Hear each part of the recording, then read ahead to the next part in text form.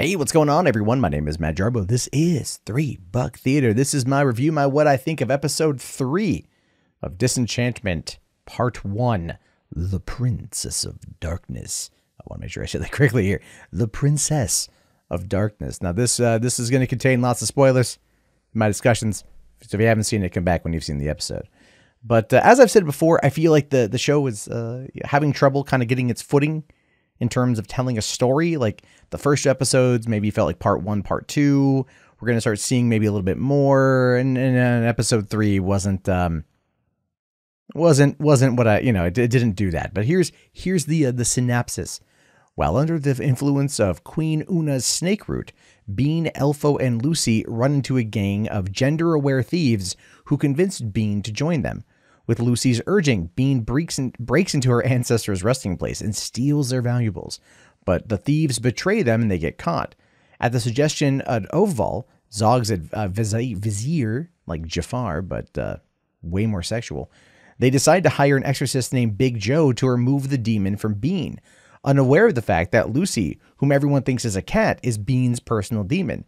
Big Joe manages to seal away Luci and leaves. While Bean feels clean and at peace with herself, Elfo convinces her that they need to get Luci back and learn that he, with other several demons, will be tossed into a volcano. Bean and Elfo get back at the thieves and manage to reach Big Joe, who they end up tossing in a volcano.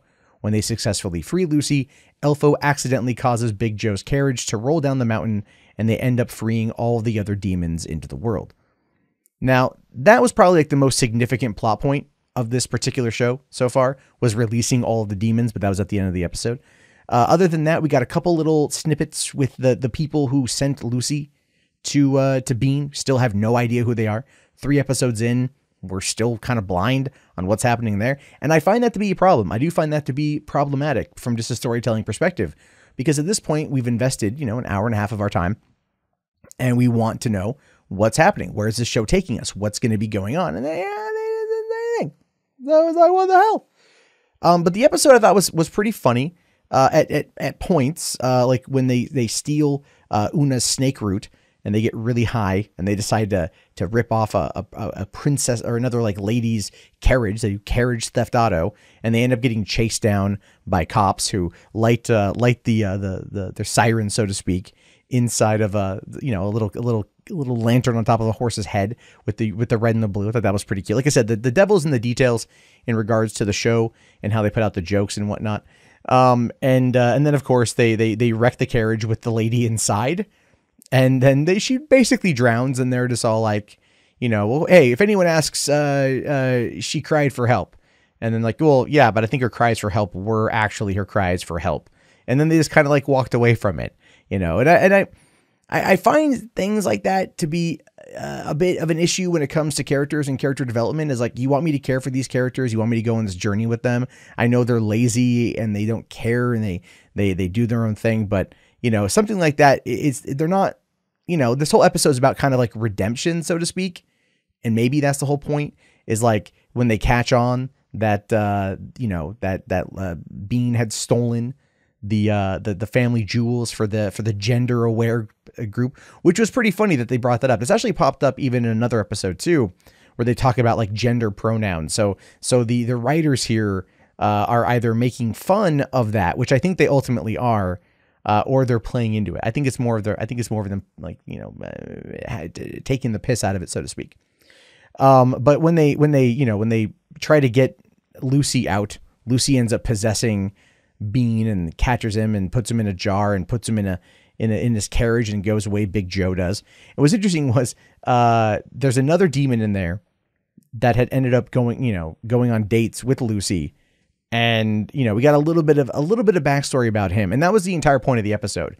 Is it was kind of a Luci specific episode, as I mentioned previously. Like when they have a new show and they're trying to like introduce us to more of these characters' personalities, things about them will start to come out. Things about them will start to work. But one of the things I did enjoy about this was when they tried to use science to bring the demon out of Bean, because Bean was acting out. Of course, they don't want to realize it's a teenager who is free to drink and fornicate and is acting out against her father, who just wants to use her as a political marriage, a political pawn in order to gain an alliance. They think she's been possessed, not knowing that she kind of already has a demon. And so they use smoke and they use a vibration, right, to get it out of her and a couple other things. And Cesario goes to the king and's all like, we used all three sciences. And he's like, even smoke. What should we do? Something more realistic, religious sciences, and there's a crack there about religion. But then Big Joe comes in and actually is able to excise the demon. And then they go and they go to save her. What really cracked me up, though, was when they're on their way to go save Luci and they come across the bandits again. Bean beats the crap out of the two of them and takes back only the necklace that her grandmother had, not like the gold tooth or any of the other valuables that she had stolen, just the necklace. Of course, after she, removed like her grandmother's like jawbone to get at the tooth and stuff, she ends up, Elfo launches himself at one of them and knocks the guy down and starts punching him. And he's like, I'm very sorry about this. Pop, pop, pop. We're in a hurry. Pop, pop, pop.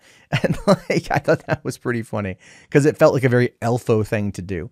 Because I feel like Nat Faxon by this point is really getting into the character. Out of the three of them, I feel like he's the one who's really like having fun with it. Eric and Andre as Luci just kind of sounds still like Eric Andre, and Abbi Jacobson as Bean, again, same kind of thing. So I'm just kind of like, Elfo is currently my favorite because he's so optimistic and everything else.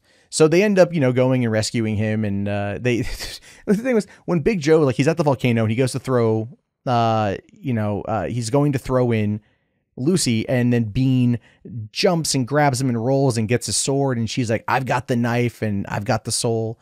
I got the demon. And then he's like, oh, I got this thing here, whatever it is. And he holds up Elfo, and Elfo's like, I'm an elf, and then she throws the sword and it cuts off his hand. And, Elfo hits him with the hand and then knocks him into the volcano, killing him. And then it shows him walking away. And I'm like looking at the arm, like, is Elfo just going to leave it? And then he ends up just kind of tossing it over his shoulder and walking away. And that cracked me up. It's just a bit of a sight gag. But the thing about that, though, is the next scene, he realizes he's holding on to the hand and he goes, ew, and he drops it. Right. And then picks up a giant rock to smash the vial, the jar that Luci's in. Therefore, basically that was the break for the carriage. And they released the demons into the world after that. So I'm wondering essentially what's going to happen with all of this. I mean, I'm wondering are the demons going to be making a comeback? Are the demons going to be part of the end of the season? Now they've released them. Is that going to cause chaos, cause problems? And is that going to test Luci's own relationships with how he feels about Bean, because Bean could have let him die and he effectively went and she went and saved him from death. So is that going to change everything? We got a little bit more with the shadowy figures that sent Luci, and they were all like, she saved him, and they're trying to like figure it out. And we still don't know their plans, and they'll tell us eventually. And ultimately, it was an okay episode. It had a couple jokes, a couple things that made me laugh, but still didn't really progress the plot along. And I don't know how much of this is going to be progressing the plot along. Anyway, what are your guys' thoughts on this one? Let me know down in the comments below. My name is, of course, Matt Jarbo. This has been 3 Buck Theater. If you haven't already, please thumbs up the video, subscribe, check for the other reviews of Disenchantment, and leave your comments below. I'll talk to you guys later. Have yourself a great day, and peace out.